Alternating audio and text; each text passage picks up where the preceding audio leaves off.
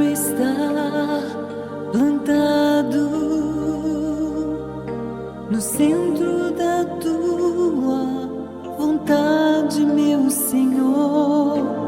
Eu quero ser regado com as águas do Espírito Santo.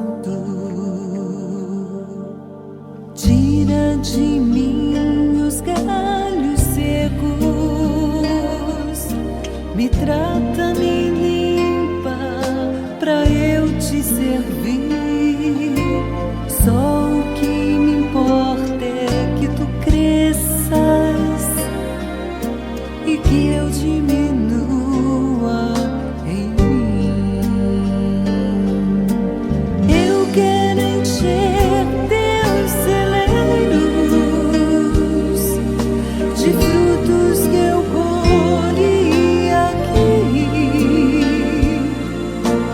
onde eu plantei tua palavra. Ah, quantos salvos pra ti. Recebe, ó Deus, no teu reino os frutos que eu colhi aqui, onde eu plantei tua fé. Só vencedores eu vi.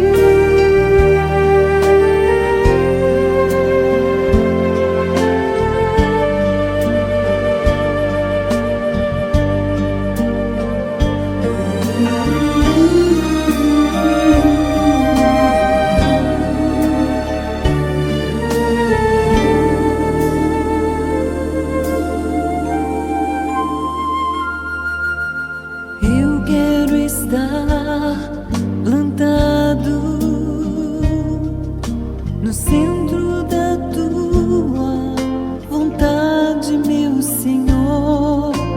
Eu quero ser regado com as águas do Espírito Santo. Tira de mim os galhos secos,